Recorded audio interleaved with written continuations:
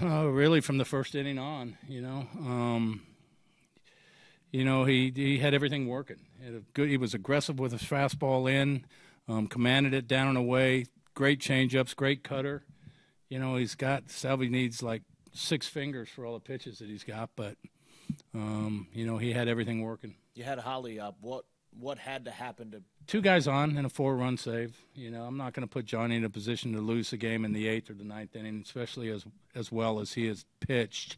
That 4th run was big that we scored there. That was a really, really big run. But it allowed us, the opportunity. It's almost like an off day for the bullpen. We really needed that. We were, a little light down there today. Everybody in that clubhouse already knew of Johnny Cueto, but you mentioned giving the bullpen rest. What does knowing that guy's going for you every 5th day do to this ball club? Well, again, you got an ace out there, and that's a big confidence boost every time Johnny steps on the mound. They know that they've got an outstanding chance of winning that game. What was the conversation with you and Dave and Johnny before the 9th? See how he felt, see if he had anything left in his tank. He was at 106 pitches. His last start, he threw 106. I didn't really want to take him past 120, but he wanted to go back out and see if he could finish the game off, and he did. If you had one more base runner in the 8th, would Frankie have come in there? Probably not. The key for me was getting one of the first 2 guys out, and of course, the first broken back single, and then ended up getting Avila out, and then I'm like, okay, we're in pretty good shape here. And how much does – go ahead, Joe. Go ahead. How much does just that dynamic and effort ripple through everybody? I mean, you've had good pitching, obviously, before, but this seems like a special tier of that kind of performance.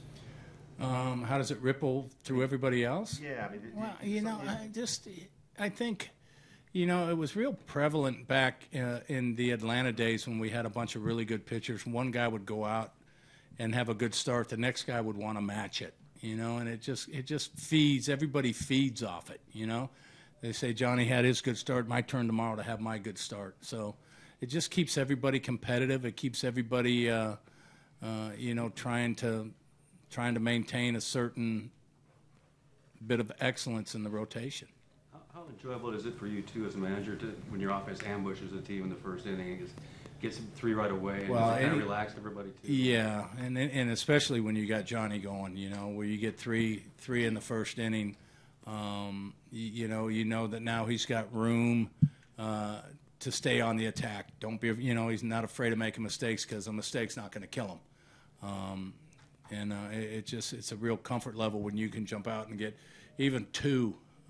Is big, but to get 3 was a good start for us. Ned, one of the big things of dealing with the pitching staff is trusting him, and he hasn't been here very long, but you obviously trusted him enough with your eyes and what he told you to send him back out there. How unusual is that to kind of gain that trust? Well, again, he's a veteran guy, and we know from his track record how good he is, and we know through his work ethic and his routine that he's really aware of what it takes to be successful.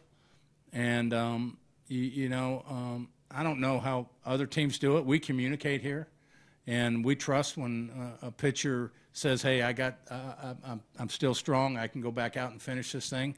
We give him the opportunity to do it. Could you sense the anticipation of the crowd and appreciate the response he got when he went back out in the 9th? Oh, yeah. I mean, the crowd didn't know that he was going back out in the 9th, and I did, and I knew that would be exactly the reaction that we would get. They went to their feet and were cheering, and it was kind of an exciting, because I knew it was going to happen, so I purposely watched when Johnny left the dugout and saw the crowd get pretty whipped up there, which was fun. Did you notice, when you're watching, did you see any difference between, how he looked in the early innings and, the 8th and the 9th? No, there was no difference tonight. Mm-hmm. From the first inning to the 9th inning, there was absolutely no difference. Mm-hmm. And that must have played a big role in trying to send him back out, and that his stuff was clearly holding, and he wasn't showing any what played fatigue. a big role is we had a 4-run lead. Right. And if we had a 3-run lead, I probably would have put Holly in there, because I'm not going to put him in a position – I'm not going to put either one of those guys in a position to get beat. So the fourth run was key, allowed that to happen. Is there anything the younger pitchers can learn from him, or is he so unique? No, he's real unique. Again, we talk about the success.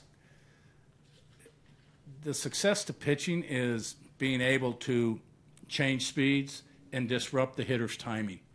And a lot of times, the majority of pitchers do it with fastballs, changeups, sliders, and curveballs and splits.